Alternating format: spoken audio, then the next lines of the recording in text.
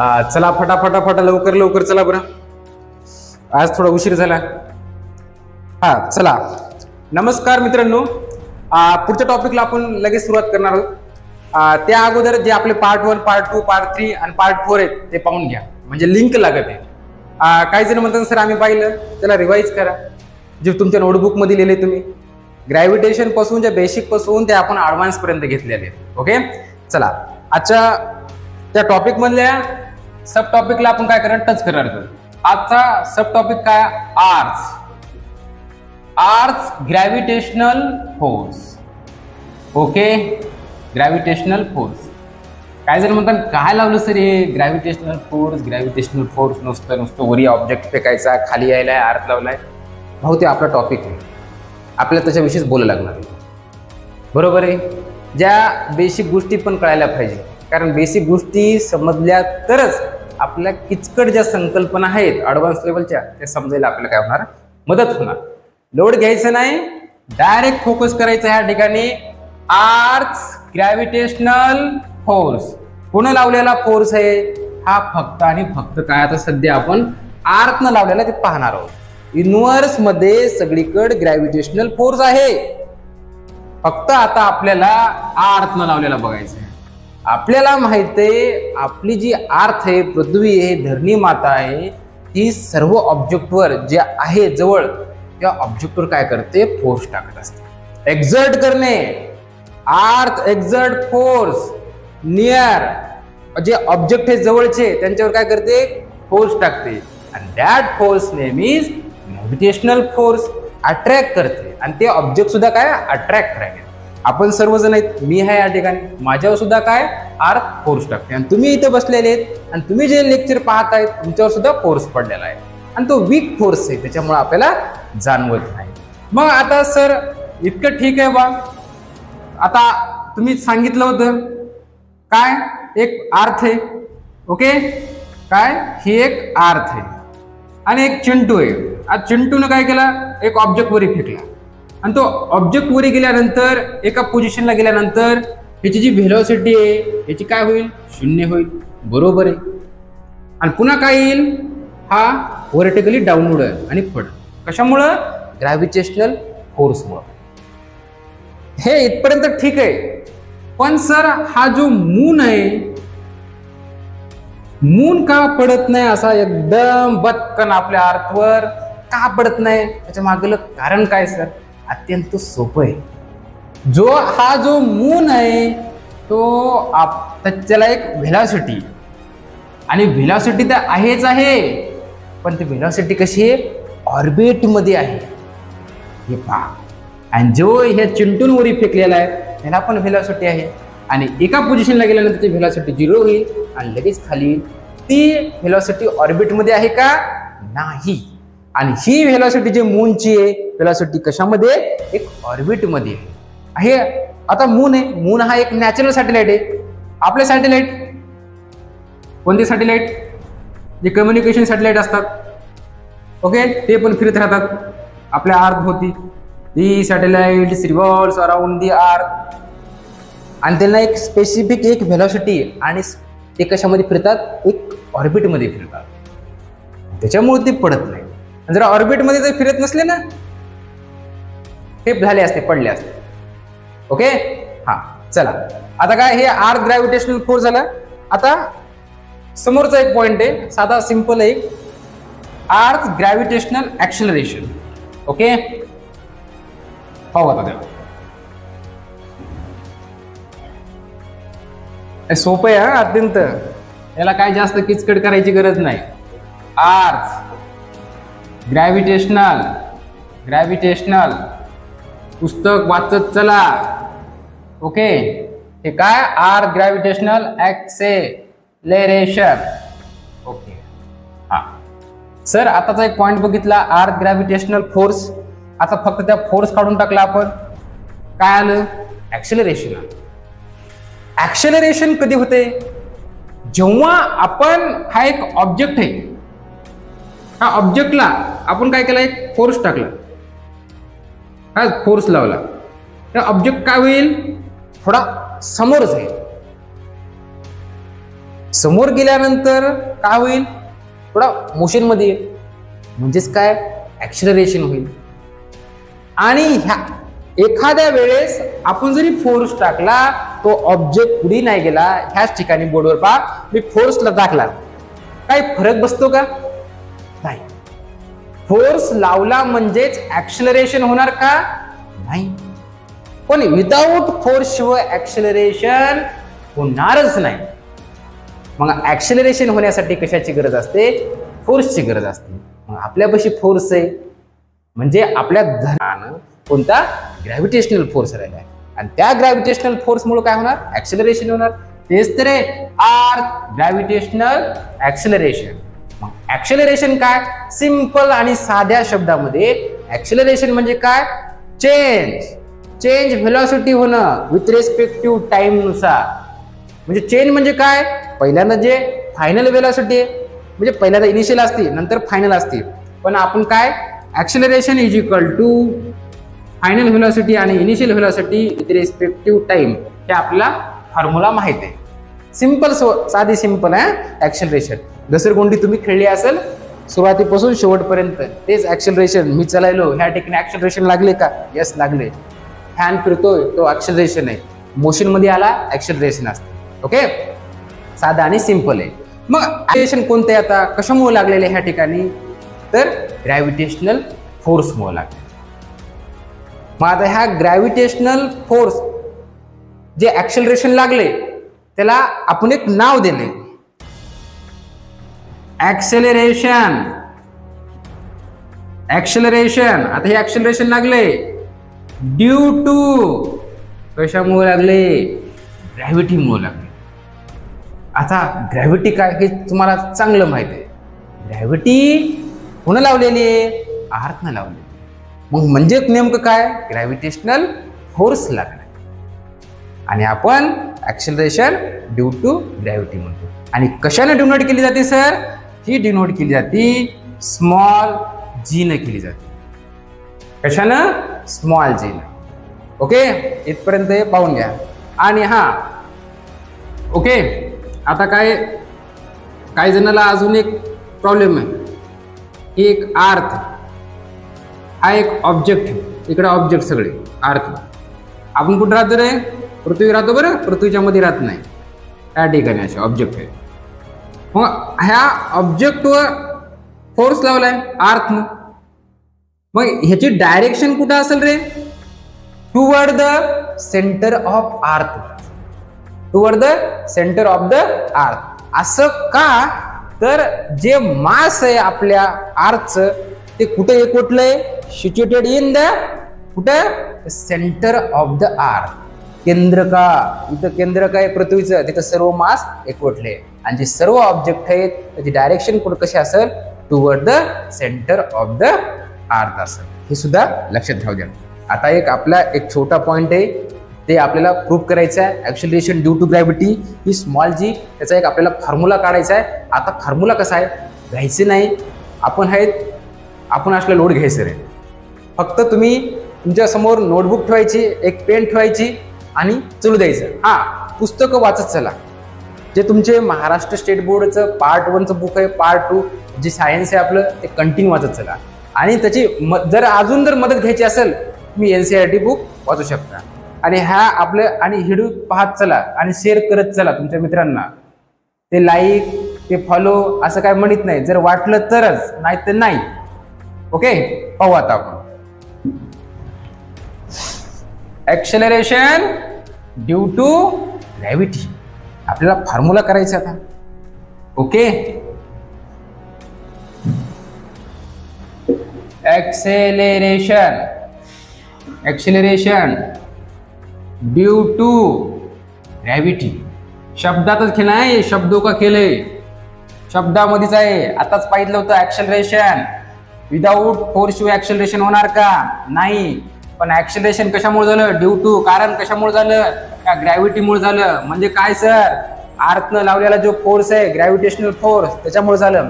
आणि कशाने डिनोट केलं जाते, हे डिनोट केलं जाते स्मॉल जी न. कशानं, स्मॉल जी न. आणि जो कॅपिटल जी पाहितला होता आपण कोणता युनिव्हर्सल ग्रॅव्हिटेशनल कॉन्स्टंट वाला, त्याची व्हॅल्यू कॉन्स्टंट राहते. आता ह्याचा आपल्याला फॉर्म्युला हे करायचं आहे. ओके, कन्सिडर करा तुम्ही ही आपली एक अर्थ आहे. कन्सिडर ना आहेच, या ठिकाणी सेंटर आहे. आता याचं मास आहे, त्याला कॅपिटल ने केला, मास ऑफ द अर्थ. ए लक्ष द्या रे, फुल कॉन्सन्ट्रेशन करा. हे सेंटर आहे. ओके, याला काय असतं, हे डिस्टन्स असणार. म्हणजे ह्यालाच आपण काय म्हणतो, रेडियस. कॅपिटल मध्ये दर्शवली कारण आर्ची रेडियस ऑफ द अर्थ आहे. आणि ह्या ठिकाणी ऑब्जेक्ट आहे. कुठं पण घ्या ऑब्जेक्ट, तसं काहीच नाही, इथंच घेतला म्हणून.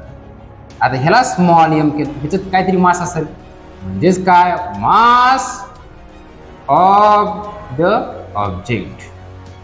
ओके, काय अडचण नाही इथपर्यंत. हा, हे थोडं व्यानिश झालं. Capital M mass of the earth, capital R radius of the earth, आणि small m mass of the object. मग आता आपल्याला काहीतरी गोष्ट हासिल करण्यासाठी आपल्याला काहीतरी क्लू माहित पाहिजे. आपल्याला त्या खजिनापर्यंत पोहोचायचे. कोणता खजिना सर, हा फॉर्म्युला. इथपर्यंत आपल्याला क्लू माहित आहेत. काय माहित आहेत पाहू आता. Deriving formula of acceleration due to gravity. मग आपल्याला काय क्लू माहिती आहे सर, याच्या अगोदर आपण पाहिलं होतं युनिव्हर्सल लॉ ऑफ ग्रॅव्हिटेशन. दोन बॉडी मधला जे फोर्स, त्याचा फॉर्म्युला माहिती आहे आपल्याला. कोणता, F = capital G m1 m2 upon r². मग यालाच मी असं लिहितो, F = G जशास तसा.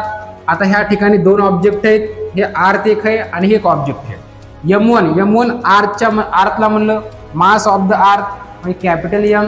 m2च्या जागी हा ऑब्जेक्ट, बरोबर, स्मॉल m. आणि हे रेडियस आहे, डिस्टन्स आहे दोन ह्याच्यामधलं. एक कशा दर्शील आपण, कॅपिटल R, आणि ह्याचा स्क्वेअर. इथपर्यंत कोणालाही डाऊट नसायला पाहिजे. समजलं का रे? असा आवाज आला पाहिजे, जोरात आवाज आला पाहिजे. ही जी गोष्ट सांगितलेली समजलं का? जोरात, मला आवाज येत नाही. हा, ओके, चला ह्याला काय करू, इक्वेशन नंबर 1 देऊ. आता हे आपल्याला इथपर्यंत ठीक आहे. आता by using Newton's second law of motion. मग आता सर नेमकं काय, पहा, एक सरफेस आहे. आता आरचा सरफेस आहे, इथे एक ऑब्जेक्ट आहे. जरी सरफेसवर, आता हे सरफेस आहे, हे ऑब्जेक्ट आहे, याच्यावर फोर्स लागायला का ग्रॅव्हिटेशनल? यस, लागायला. हे आरचा सरफेस आहे, ऑब्जेक्ट आहे, ह्या ठिकाणी सेंटर आहे, आणि हा एक फोर्स लागायला आहे, म्हणजे ग्रॅव्हिटेशनल फोर्स लागायला आहे. कुठे लागायला? टुवर्ड द सेंटर मध्ये. मग आपल्याला एक फॉर्म्युला माहित आहे, using Newton's second law of motion, F = ma. Force लागल्याशिवाय ऍक्सिलरेशन होणार नाही. ह्या ठिकाणी फोर्स लागायला आहे, ग्रॅव्हिटेशनल फोर्स लागायला आहे, मास आहे, ऍक्सिलरेशन ते खूपच कमी असेल ना ह्या ठिकाणचं. आणि ह्यालाच मी F = m म्हणजे काय, मास ऑफ ऑब्जेक्ट, आणि a च्या जागी मी काय लिहिणार, स्मॉल g असं लिहू शकतो का? यस. मग ह्यालाच इक्वेशन नंबर काय लिहिणार मी, इक्वेशन नंबर 1 वरच आहे, हे खाली 2 राहणार. आपल्याला दोन गोष्टी मिळाल्यात आणि दोन गोष्टी एकत्र आल्या, काहीतरी गोंधळ होणार. म्हणजे आपल्याला तिथपर्यंत आपल्याला पोहोचता येणार, आपलं जे टार्गेट आहे तिथपर्यंत. मग करू आपण याला अशी इकडं मस्त बॉर्डर करू, याला सेपरेशन करून टाकू. Equating equation 1 and 2. काय 1? F is equal to capital G capital M आणि small m upon R square आणि सेकंड काय F is equal to mg, त्यालाच मी असं लिहू शकतो का mg is equal to capital G capital M small m upon R square. काहीच नाही, फक्त इक्वेटिंग केलं इक्वेशन 1 आणि 2 आणि हे मॅथमॅटिक्स आहेत, हे पाहून घ्या. आणि आपल्याला माहिती आहे सेम सेम कटणार, स्मॉल m कॅन्सल होणार. मग आपल्यापाशी उरलं काय G is equal to capital G capital M upon R square. आपल्याला हा तर फॉर्म्युला पाहिजे होता आणि हा आपण प्राप्त केला, आपल्या टार्गेट पर्यंत आपण पोहोचलो. G is equal to mind मध्ये सेव्ह करून ठेवा, G is equal to small g is equal to capital G capital M upon R square. हे म्हणजे G काय, हा G आहे आपल्या आर्थ न लावलेला, ह्या ठिकाणी त्याच्या पायापाशी ई येतो, कारण आपल्याला कळलं पाहिजे हा स्मॉल g काय ऍक्सिलरेशन ड्यू टू ग्रॅव्हिटी आहे. आता हे शब्दावरूनच कळतंय ते आर्थ न लावलेली. आणि कॅपिटल G म्हणजे काय युनिव्हर्सल ग्रॅव्हिटेशनल कॉन्स्टंट असतो. कॅपिटल M म्हणजे काय मास ऑफ अर्थ, R म्हणजे काय रेडियस ऑफ द अर्थ. मग आता ह्याच ठिकाणी हे ग्रॅव्हिटेशनल कॉन्स्टंट आहे, मला इन्व्हर्सली प्रोपोर्शनल मध्ये लिहायचे किंवा डायरेक्टली प्रोपोर्शनल मध्ये लिहायचे. आता G हा डायरेक्टली प्रोपोर्शनल आहे कॅपिटल M ला, म्हणजे G वाढला आणि M सुद्धा वाढला. आणि हे झालं डायरेक्टली प्रोपोर्शनल आणि इन्व्हर्सली प्रोपोर्शनल कोणला आहे तर 1/r स्क्वेअरला. G वाढला म्हणजे R काय होईल कमी होईल. डायरेक्टली इन्व्हर्सली प्रोपोर्शनल हे अगोदरच्या व्हिडिओमध्ये मी सांगितलेले स्पष्ट, ते पाहून घ्या हे काय आहे. तर इथपर्यंत कोणलाही डाऊट नसायला पाहिजे. हे आपला फॉर्म्युला आहे कशाचा ऍक्सिलरेशन ड्यू टू ग्रॅव्हिटी. मग आता आपल्या सरफेसवरली आपल्याला व्हॅल्यू काढायची G ची, ती कशी काढायची. आता आपल्यापाशी सर्व गोष्टी आहेत, काही गोष्टी आपल्याला माहित असणं गरजेचे आहेत. आपण त्याची काय करू व्हॅल्यू काढून घेऊ लगेच. हे पाहून घ्या, एकदा तुमच्या नोटबुक मध्ये नोट करून घ्या. ओके, थांबतो थोडं, करा नोट. चला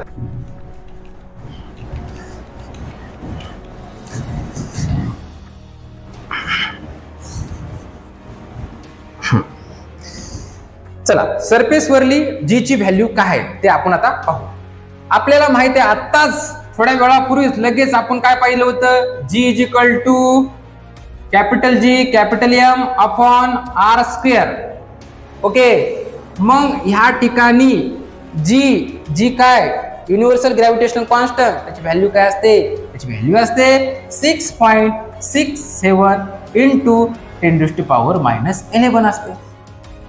आणि मास ऑफ अर्थ किती असते 6 इंटू 10⁻24 असते. अपॉन रेडियस किती आहे, रेडियस ऑफ द अर्थ, ह्या गोष्टी माहित पाहिजे, फॅक्च्युअल आहेत, ह्या आल्याच पाहिजे आपल्याला. 6.4 इंटू 10⁻6. लोड घ्यायचं नाही, पाठ करीत बसायचं नाही. आपल्या लेक्चरमध्ये एवढे वेळेस त्याचा उच्चार होईल, तुम्हाला ऑटोमॅटिक पाठ होईल. G ची व्हॅल्यू किती आहे 6.67 इंटू 10⁻11.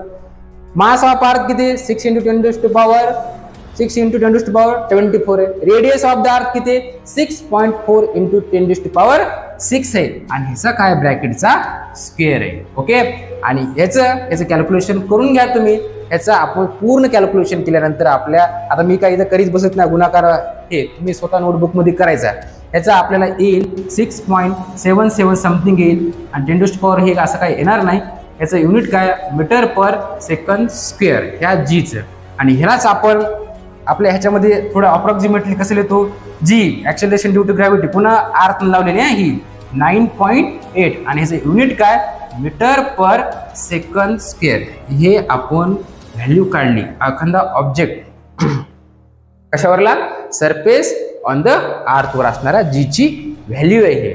आणि G हा व्हॅरिएबल आहे, त्याची व्हॅल्यू चेंज होत राहते वरी जाताना खाली जाताना. ओके, अशा पद्धतीनं आज आपण earth gravitational force, earth gravitational acceleration आणि ऍक्सेलरेशन ड्यू टू ग्रॅव्हिटी Gचा फॉर्म्युला बघितला. G is equal to capital G capital M upon R square. आणि G ची व्हॅल्यू बघितली की अर्थवाल्या 9.8 metre per second square. Okay मित्रांनो, ह्याच ठिकाणी आपण थांबू आणि लगेचच नवीन सेशनला आपण तुमच्या समोर हजर होऊ.